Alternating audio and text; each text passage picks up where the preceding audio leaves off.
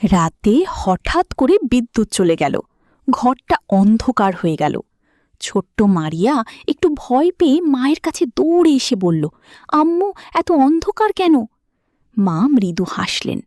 আল্লাহ আমাদের একটু পরীক্ষা করছেন, দেখছেন আমরা ধৈর্য ধরতে পারি কিনা। মারিয়া চুপচাপ বসে রইল।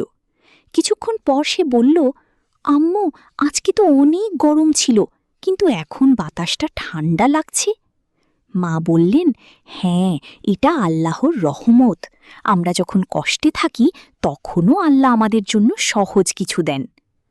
পরদিন সকালে মারিয়া ঘুম থেকে উঠে দেখল টেবিলে তার প্রিয় নাস্তা রাখা।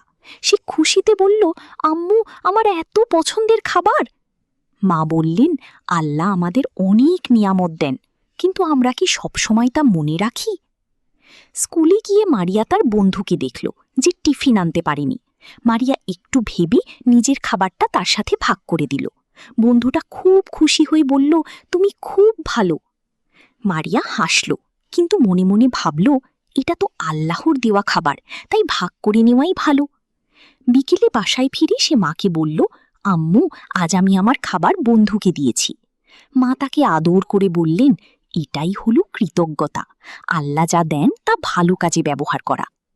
রাতে ঘুমানোর আগে মারিয়া হাত তুলে দোয়া করল, আলহামদুলিল্লাহ, আল্লাহ, তুমি আমাকে এত কিছু দিয়েছ। তার ছোট্ট মুখে শান্তির হাসি ফুটে উঠল। শিক্ষা: আল্লাহর প্রতিটি নিয়ামতের জন্য কৃতজ্ঞ হওয়া উচিত।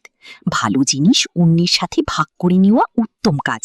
সব অবস্থায় আল্লাহকে স্মরণ করলে মনে শান্তি আসে। এইরকম শিক্ষামূলক ভিডিও দেখতে এখনই সাবস্ক্রাইব করো শিক্ষা টুর আর বেল বাটনটা অন করে রাখো।